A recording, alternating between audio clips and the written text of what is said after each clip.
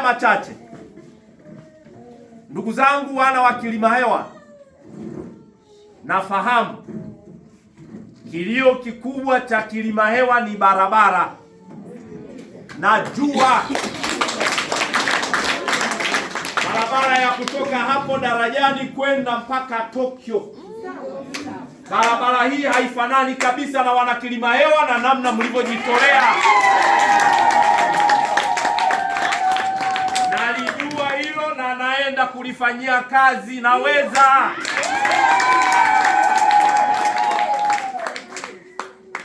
Hii ni halmashauri ya mji, sio halmashauri ya wilaya zenye vijiji. Kwa hiyo keki iliyoko kwenye halmashauri yetu, pamoja na kwamba msimu wote uliopita tulikuwa nahangaika na miundombinu ya shule, sasa ndoto yangu na mikakati yangu na kwenda kuhangaika na miundombinu ya barabara, ili barabara zipitike na watu waweze kufanya shughuli zao kwa uhuru kabisa kabisa. Amina baba. Mnanung'unika kutoa shilingi 1500 ni kwa sababu ya miundombinu ya barabara. Mko sahihi. Lakini naomba niwaahidi mnivumilie na kwenda kulifanyia kazi, kuhakikisha gari za taka zinafika huku. Wewe mwana Kilimahewa Kariakoo A na Kariakoo B unatoka na taka zako pale, mnajua kituo kiko wapi, unaziweka jirani. 1500 yako isikuumize kwamba unaipoteza.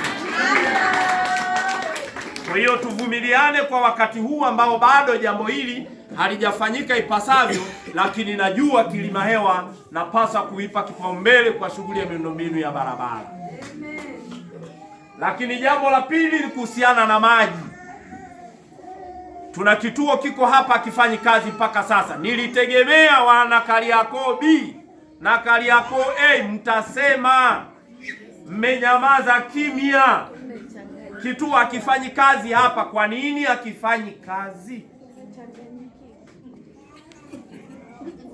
Leo tunapaswa kupata majibu ya kituo hicho na kinatakiwa kifanye kazi leo. Kwa sababu jukumu letu sisi ni kuwahudumia wananchi. Lakini tumeweka kituo hapa sio mapambo. Kwa hiyo wa mamlaka ya maji watasema kwa nini kituo hiki hakijafunguliwa.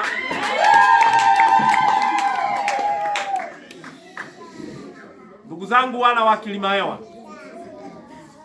mimi mtoto wenu nimepata bahati ya kuteuliwa na waziri wa maji kuwa mjumbe wa bodi ya maji ya mamlaka kwenye mji wa Tunduma, lakini ndiye makamu mwenyekiti wa bodi ya wakurugenzi kwenye mamlaka ya maji. Juzi nimepelekwa Arusha, kwa hiyo nafahamu kule nimeagizwa nini nifanye kwenye mji wa Tunduma kuhusiana na maji. Yaani kama ni upele umemkuta mkunaji. Nilichoambiwa huko,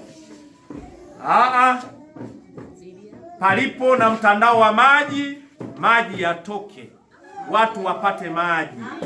Kama kuna changamoto za miundombinu yetu, tutafute mwarobaini kutatua.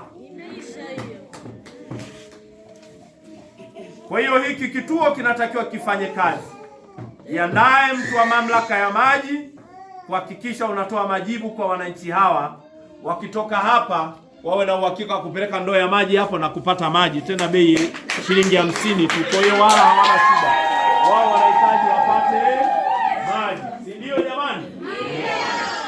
Kwa hiyo ishu ya maji na maeneo yale ambayo bado mtandao wa maji haujaenda, ni jukumu langu mimi na bodi yangu ya maji, kwa maana ya mkurugenzi wa maji pamoja na mwenyekiti wa bodi, kuhakikisha tunaongeza mtandao wa maji kwenye maeneo ambayo yanastahili kuongeza maji. Lakini bomba la maji linapopita huko, kazi yake kubwa na malengo ya mamlaka ya maji, wewe vuta maji weka ndani mwako.